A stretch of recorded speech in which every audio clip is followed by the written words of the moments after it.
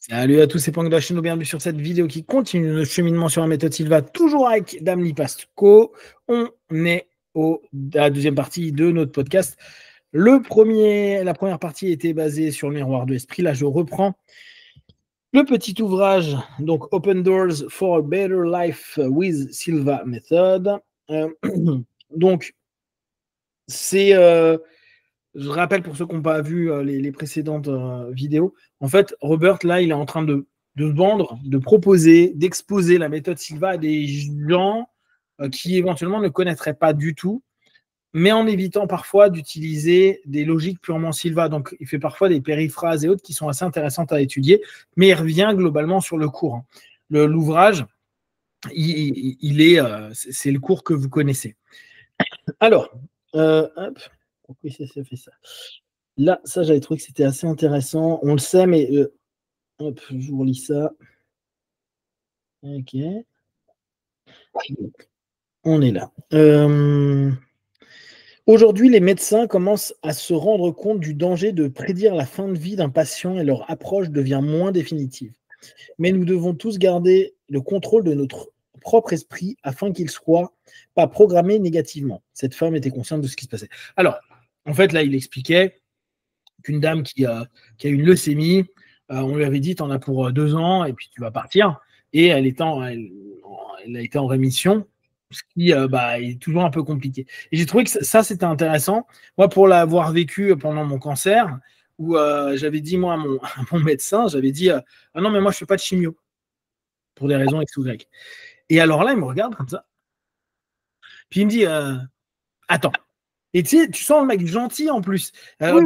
Je en avais parlé après, je dis, quand même, en gros, là, tu es en train de me dire, je vais crever. Et il commence à prendre un papier et il me fait des stats. Et il me dit, non, mais si tu fais pas ça, tu as tant de pourcentage du truc que tu risques de mourir sous 3 ans. Et il commence à m'expliquer plein de choses. Et je le regarde comme ça. Et je lui dis, c'est balèze comme argument, mais vous vous rendez compte que là, vous êtes en train de me suggérer, vous êtes la blouse blanche, vous êtes la figure d'autorité. On est dans ce qu'on appelle. Tu dis ça? Ouais. Oui, il était sympa. Il comprenait pas trop au départ. Je sentais que je l'embêtais un peu. Mais tu vois, après j'ai fait je le voyais une fois tous les 2 mois, je crois. Bah, il s'est vachement détendu. Hein, et je lui disais, mais il y a plein de trucs, il y a des éléments contextuels et tout. Et là, je lui ai dit, mais c'est vachement dur ce que vous dites. Vu que vous êtes une figure d'autorité, moi, mon cerveau, il est en train de se dire, vous avez raison. Donc, sans dire que ça se passera, vous êtes quand même en train de me pré-programmer au fait que ça puisse arriver. Et il me dit, oui, non, mais attends, moi, c'est juste, je vous signale ce qui peut se passer. Et je comprends, tu vois, derrière, le médecin fait au mieux.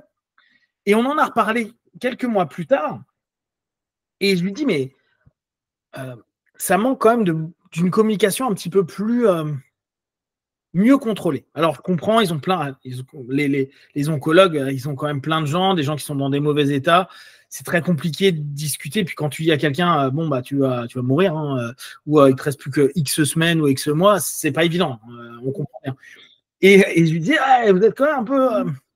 Ça peut être un peu dur. Et je lui avais dit ça parce que je venais d'entendre dans la salle une dame qui dit, le médecin, il a dit que j'en ai encore pour tant d'années.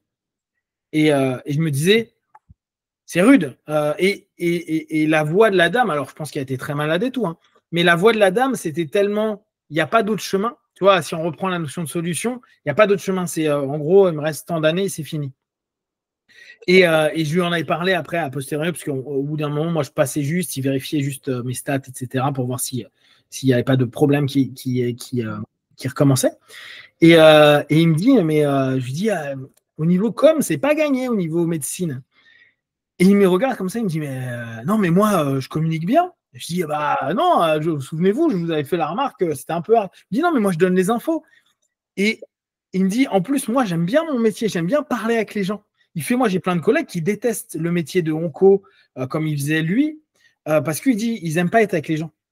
Donc, ils demandent à leur secrétaire ou à leur infirmière de dire les choses. Eux, ils font juste les opérations, ils s'occupent de les protocoles. Lui, c'était le mec, il était top, hein, quoi. Il faisait au mieux de ce qu'il connaissait. Mais il me disait, mais moi, en plus, j'aime vraiment ça. J'aime communiquer, j'aime bien parler, j'aime trouver des solutions avec les gens. Mais tu te disais, waouh, les solutions.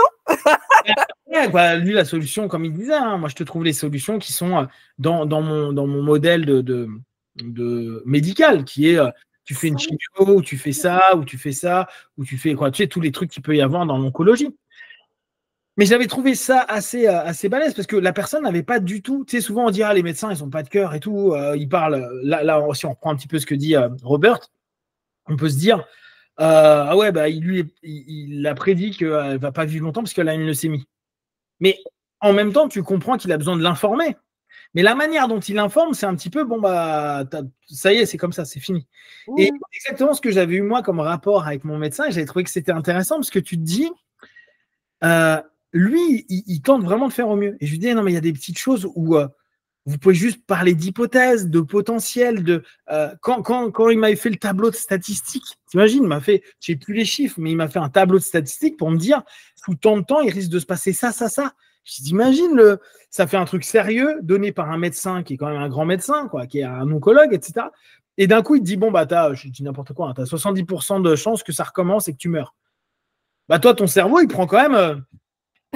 C'est pas top. Effet nocebo. Exactement. Après, tu vois, je comprends qu'il donne l'info. Et ça, faut pas, comme on disait tout à l'heure, faut absolument pas nier les faits. Mais c'est la façon. Tu sens que c'est pas évident. Mais après, il faut se mettre à leur place. Et je pense que c'est très, très, très, très compliqué comme métier. Quand tu parles de mort à longueur de temps, de maladie, tu n'as jamais de gens qui sourient. Hein. Hormis les gens qui vont vraiment mieux, mais le pourcentage n'est pas toujours très élevé. Hein. Il y avait un cas comme ça qui m'a beaucoup impressionné dans le premier livre de Deepak Chopra, ouais.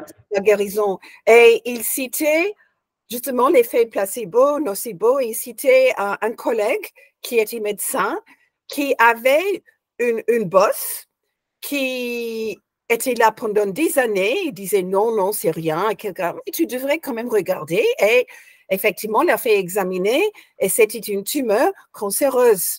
Ouais. Et donc, quelques semaines après, il était mort. Ouais. Donc, quand il ne savait pas, justement, il était OK. Donc, c'est extraordinaire comment on est obéissante quand on nous dit combien de temps on a pour mourir. Mon propre papa, il était diagnostiqué avec un mélanoma qui avait métastasisé. On lui avait dit 5 ans. 5 ans pile après, il est mort. Donc, oui, vraiment. Oui. Ah non, c'est dur. Hein. Comme ça, oui. Ouais, mais on le sait, quoi. Nous, en hypnose, et tu vois, avec les effets nocebo, placebo, avec les effets contextuels, tout ça, on l'explique très bien. C'est-à-dire que moi, ça ne me surprend pas plus que ça.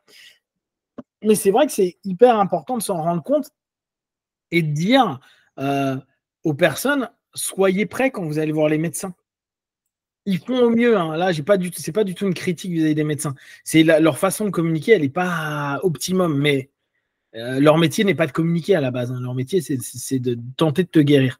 Et effectivement, dire aux gens, surtout chez les Silva, mettez-vous dans allez en laboratoire, faites une armure symbolique, faites ce que vous voulez, tu vois, Lancelot pour ceux qui ont fait tout le travail avec Burt Goldman, etc. Mais se protéger de ce qui va être dit. Parce que, mine de rien, tu es dans une posture de fragilité.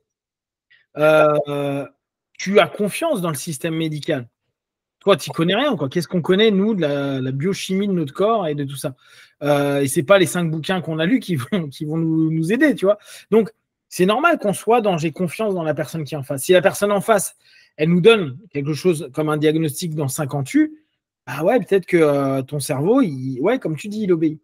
Après, tu vois, sur l'exemple de Chopra, je sais jamais, je trouve ça compliqué. Parce que il y a quand même plein de gens qui meurent de cancer sans savoir qu'ils ont un cancer. Oui. Non, on ne va pas dire que tout le monde meurt de l'effet nocebo, hein, on meurt de cancer. C'est ça. Mais oui, après, on ne peut pas savoir. Ça se trouve, le mec était réellement en phase terminale. Et alors, effectivement, je pense que par contre, quand on dit t'es pas très bien et qu'on te dit non, mais t'as ça, je pense que ta notion à la vie doit être très compliquée. Hein. Et tu dois penser. Pour d'autres personnes, la diagnostic aurait fait en sorte qu'ils allaient se prendre en main tout de suite et commencer à s'en occuper. Voilà. Exactement. C'était sa réaction à lui. Ouais. Exactement. Ouais, non, mais Bah, ça, je trouve que c'est des thèmes hyper intéressants et importants. Alors, nous, on en parle beaucoup dans le monde de l'hypnose parce que c'est hyper marquant et je trouve que c'est bien que Robert, il en parle dans cet ouvrage-là parce qu'on se rend compte de l'impact du monde sur nous et il ne faut pas se leurrer, hein, le monde nous impacte. Et c'est pour ça que c'est intéressant par moment de se dire bon, bah, j'ai entendu des trucs pas cool, des nouvelles pas cool et tout. Descendre, aller à niveau en alpha et se dire ok, je suis là et maintenant bah, je reprends mon miroir de l'esprit parce que je suis dedans, mais se dire ok, le problème c'est ça, qu'est-ce que je veux, est-ce que je veux dépasser la maladie, pouvoir vivre le plus possible, avoir un mieux. Là encore, on n'est pas en train de dire la méthode Silva soigne quoi que ce soit, hein. On est juste en train de dire quand tu as entendu quelque chose qui t'a psycho-émotionnellement touché et que en plus tu es dans des conditions qui sont compliquées, si tu peux prendre un peu de temps pour toi, pour te relâcher, pour relâcher cette pression, ce stress qu'on vient de te mettre, et tenter de te dire j'optimise, ne serait-ce que physiquement et mentalement, c'est bien. On n'est pas du tout en train de vendre de la magie derrière, hein, mais on sait que l'impact des mots, des verbes, joue beaucoup sur les pathologies qu'on peut avoir malheureusement. Oui. Et finalement, les stats, ce sont des pourcentages, quoi. Oui. Et ils sont tous mesurés sur la maladie, la diagnostic de la maladie et les traitements qu'on donne. Oui. Mais est-ce qu'on prend compte dans les stats de si la personne a une attitude négative ou positive? Est-ce qu'on prend compte dans les stats si quelqu'un change, par exemple, sa nutrition ou s'il arrête un travail et qu'il déteste, etc. Donc, il y a tous ces éléments, justement, qui ne sont pas pris en compte par le corps médical parce que leur spécialité, c'est vraiment ce qui se passe physiquement dans le corps. Bien sûr. Et puis, nous, on peut introduire d'autres choses pour être sûr qu'on est dans le pourcentage des gens qui durent plus longtemps ou qui ont une rémission, etc. Mais on ne peut pas simplement dire, c'est les statistiques, je suis condamné, c'est 80% probable que je vais mourir dans un an, parce que qui sait qu'est-ce qu'ils ont fait, les gens qui sont dans les 20%, qui ne meurent pas. Oui, et puis après, il y a des éléments, tu vois, même outre ça, tu ne connais pas la génétique des gens, le principe génétique. Moi, j'ai connu des personnes qui ont eu 5 cancers dans leur vie. Ils ont 90 ans, tu vois, et tu fais. Mais c'était pas simple. C'est pas simple, je comprends, mais comment t'as fait? Je sais pas, tu vois. Alors, génétiquement, il développe des cancers, mais génétiquement, il s'en sort. Comment il fait? Et c'est vrai, tu vois, il y a énormément de choses. C'est des choses qui sont compliquées. L'idée, en gros, quand vous êtes diplômé Silva ou hypnotiste, c'est optimiser au maximum votre état psycho-émotionnel pour tendre à aller vers de la guérison. Si vous devez partir, vous partirez, hein, que vous soyez super clean ou pas. Mais le truc, c'est ne pas s'enfermer à se dire c'est foutu et à pourrir en fait votre fin de vie. Tentez au maximum à avoir des belles choses et à se dire c'est possible, c'est possible. Ça marche pas, ça marche pas. Mais entre vivre une fin de vie où on est ultra négative et vivre, parce qu'en plus parfois on souffre, hein, et vivre une fin de vie où il y a des sourires, où il y a de l'espoir, où il y a encore de l'envie, où il y a encore des trucs, vaut mieux vivre avec envie, espoir, partage, amour, etc., etc. Et c'est plus ça, c'est le mindset qui est important, c'est l'état d'esprit qui va être très très important. Et Silva là-dessus est très cool et aide beaucoup pour apaiser, etc., etc. Ça me rappelle une conversation, un dîner que j'ai eu il y a très longtemps maintenant, mais c'était avec un pharmacien et j'expliquais ce que je faisais. Il disait, mais vous êtes parmi ces gens, vous enseignez le faux espoir. Et on a discuté quand même. Et oui, il refusait d'admettre il y avait une connexion corps-esprit. Même quand on a parlé de l'effet placebo, et un pharmacien, il sait bien. Et finalement, j'ai dit, d'accord, monsieur, mais moi, je préfère enseigner le faux espoir que le faux désespoir. Et c'est ça que vous enseignez. Et donc, on n'a pas pu... on n'a pas pu terminer l'argument, mais quand même, ça m'a fait beaucoup réfléchir après cette idée de faux espoir, parce qu'il y a aussi faux désespoir. Ouais. Oui.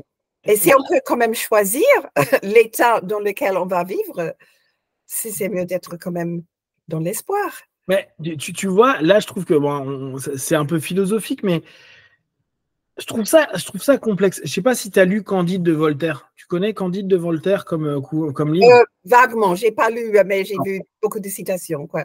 Oui. Globalement, on te fait comprendre que être candide et croire que y a un personnage qui s'appelle Pangloss, Oui. qui est le maître de Candide et qui est constamment en train de dire tout est au mieux dans le meilleur des mondes. Et Oui. alors, il arrive plein de trucs. Lui, il perd son œil, je sais plus, je me souviens plus bien de l'histoire. En gros, tout est pourri pour eux, mais lui, il dit tout le temps tout est au mieux dans le meilleur des mondes. Et Candide, qui était un peu le Candide, un peu celui qui ne connaît pas et qui est en train de découvrir, au fur et à mesure, il dit non, c'était son professeur, Pangloss, il dit non, mais en fait, t'es un idiot, parce que la vie, elle n'est pas tout au mieux dans le meilleur des mondes. Et moi, souvent, je reprends en référence ça en me disant, la philo de Voltaire est de dire, non, mais Pangloss, c'est un crétin, être candide, c'est un peu idiot, et il y a un moment, il faut aller vers les faits. Et c'est pas faux.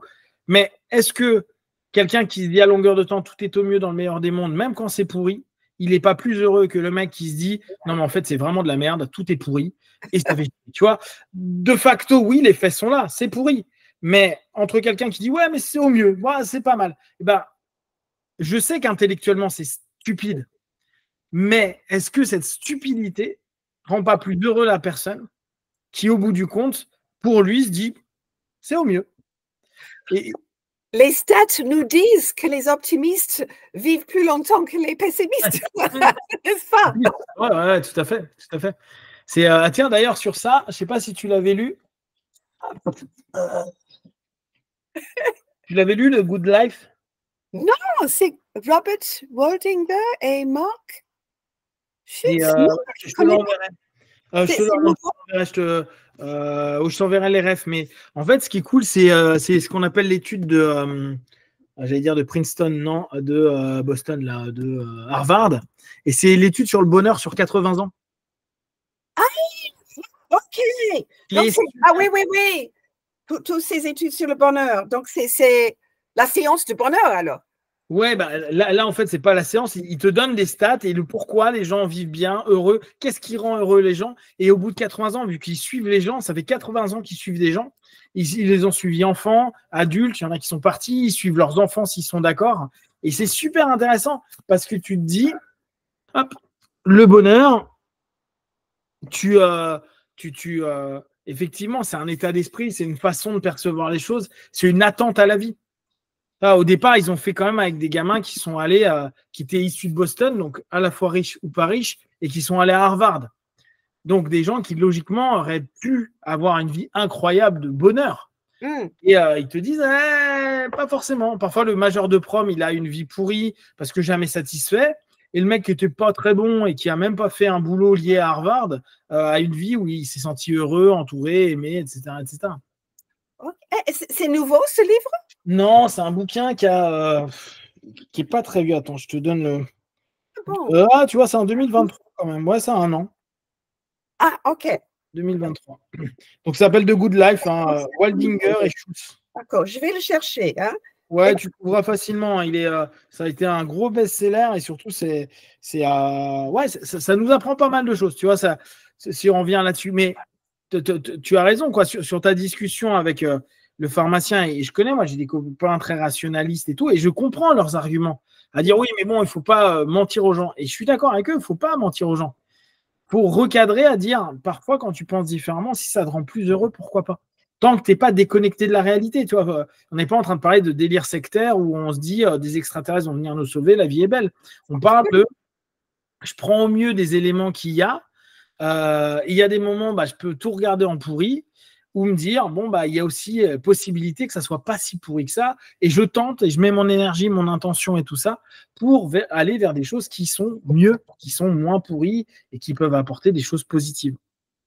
C'est l'ancienne histoire de est-ce que le verre est moitié vide ou moitié plein? Et qu'est-ce qu'on va choisir? Les deux sont vrais, mais sur lequel on va se concentrer. Et tu vois, je ne pense pas que voir tout négatif soit un problème. Le truc, c'est comment tu l'exploites. Si tu vois, parce que notre cerveau, il voit le négatif naturellement pour se sauver, en fait, pour trouver des solutions. Ouais. On est évolué comme ça pour nous protéger des dangers. Exactement. Donc, en fait, c'est pas une lutte de se dire, quoi, que tu vois négatif, c'est normal. Mais si tu l'utilises bien, c'est cool. Le tout, et ce qui nous pose problème, c'est le négatif où tu ne trouves pas de solution, où tu ne l'utilises pas, que tu cumules avec un autre négatif, que tu cumules avec un autre négatif, et qui pourrit en fait. Alors que si tu dis, ah bon, bah là, il y a un danger, j'y vais pas, je vois le négatif. Je vois, à l'époque, imagine, hein, je vois un bâton, et je pense que c'est un boa constrictor ou un serpent. Voilà. Ouais, si c'est en Australie, un monstre australien. Ok. Bah, mon cerveau, voir le négatif et me dire, c'est un truc fou, bah, je vais faire un détour et ça m'aura apporté du positif. Bon, même si c'était un morceau de bois, mais vaut mieux se dire, ah mais non, t'inquiète, c'est un petit morceau de bois en mode trop positif et se faire bouffer par les trucs bizarres d'Australie, pas un wombat, hein, mais un truc bizarre d'Australie et se faire bouffer en 5 minutes, tu vois. C'est là où il y a des moments, il faut aussi admettre que le négatif bien utilisé, c'est pas un problème parce qu'il nous permet de comprendre des choses, de nous remettre en question, etc. etc. Le surpositif, et là je reprenais l'exemple de Voltaire, oui, il peut être un peu absurde parfois, exagéré. Et là encore, on vient à des notions que toutes les philosophies nous disent. Bon, les gars, il faut un juste milieu. Voyez le positif le plus possible, mais ne niez pas le négatif. Et quand le négatif peut vous apporter des choses positives, prenez-le en compte.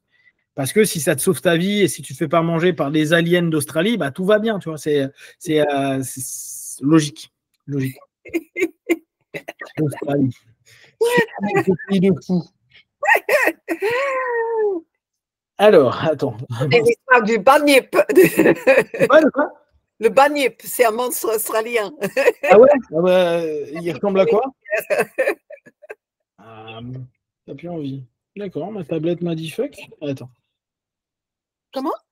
Bon, ma tablette, elle me boycotte. Attends 2 secondes. Hop, hop, hop, hop. Ça y est. En anglais, on a l'équivalent comment il s'appelle, polyglosse, Pangloss, c'est Pollyanna.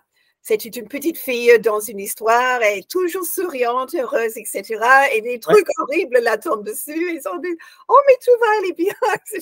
Et justement, c'est l'exemple de l'optimiste idiote. Ouais, ça. On essaie d'ignorer ou nier, justement, ce qui sont faits quand même des signes d'alarme. Ouais, mais tu vois ce que je trouve dur pour finir là-dessus, mais moi je me dis, allez, je vais mourir. J'ai une maladie lourde, grave, tout ce que tu veux, je vais crever. Ok.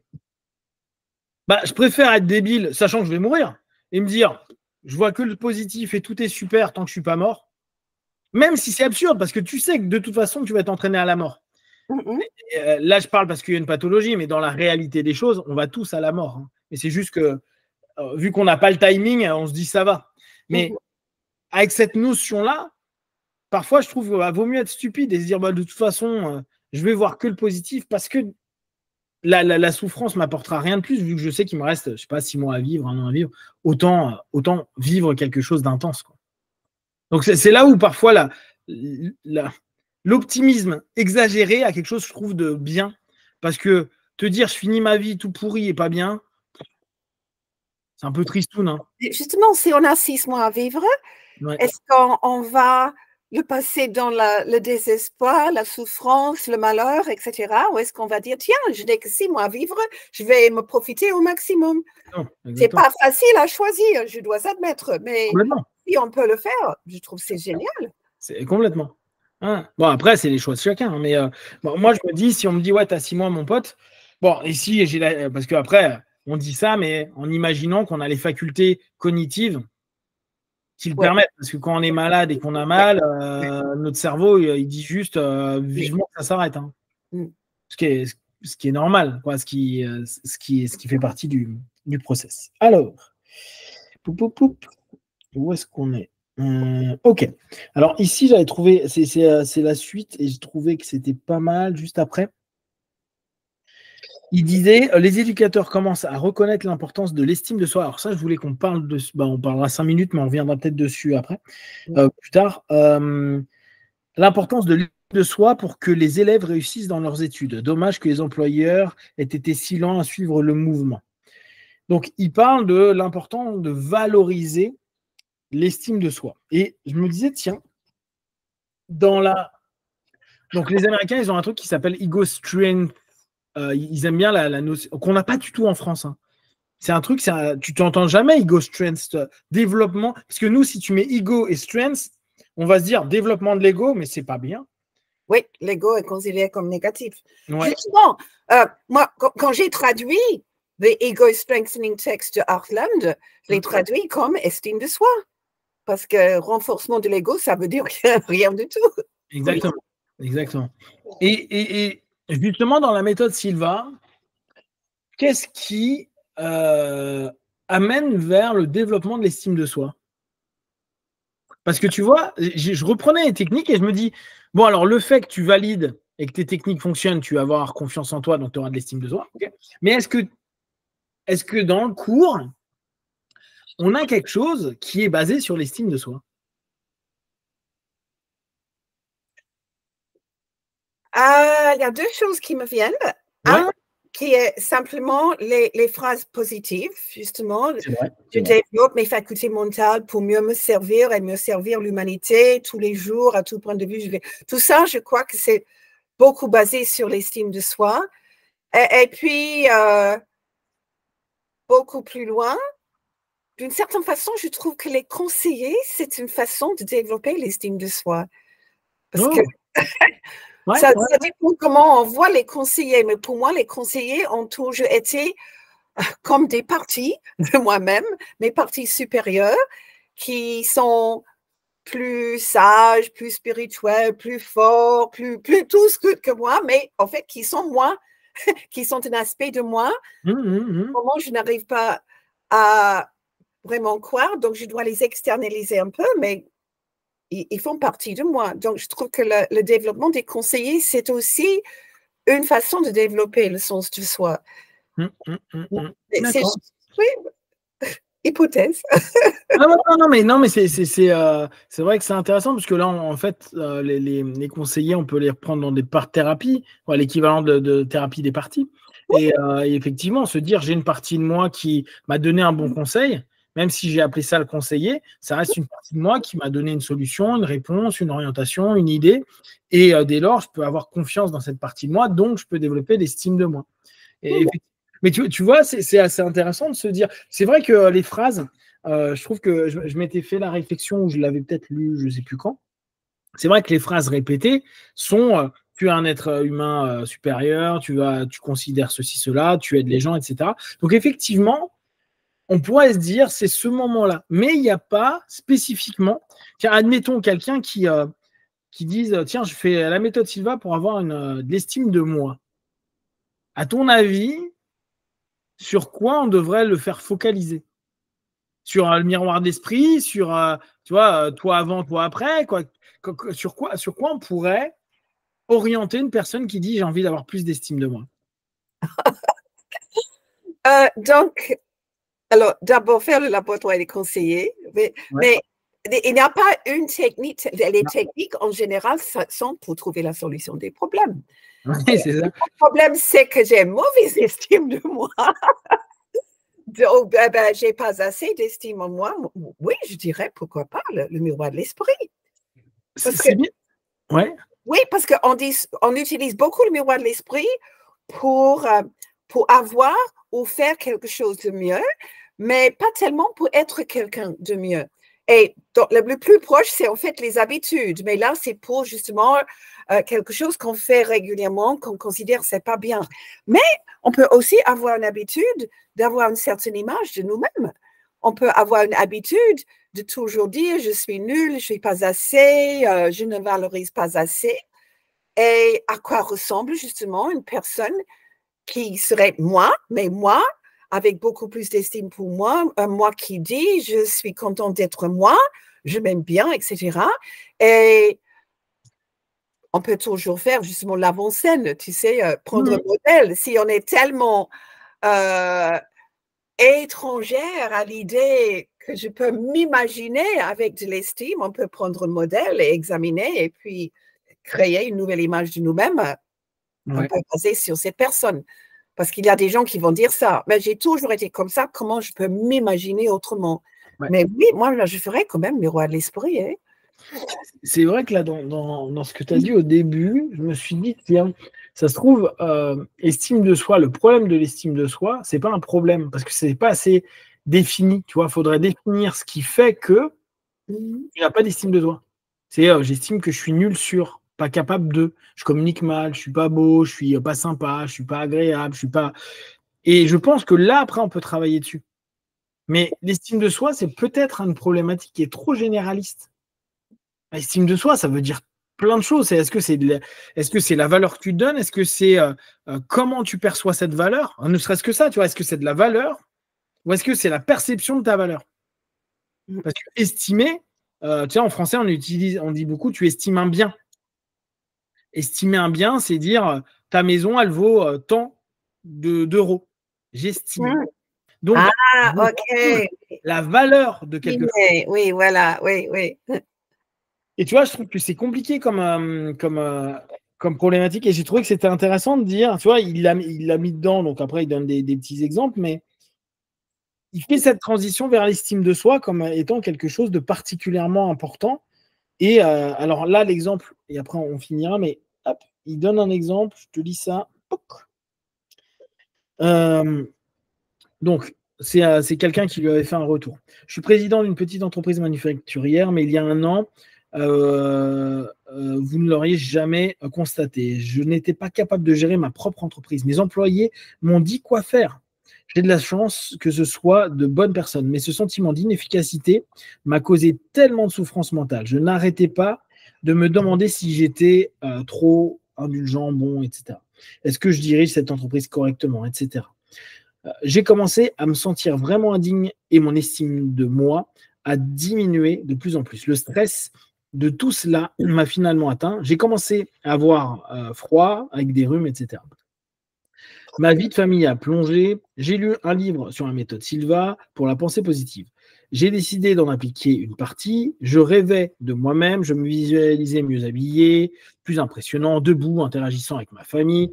J'ai joué des films mentaux dans lesquels je prenais des décisions qui sauvaient la situation. Rien n'a changé.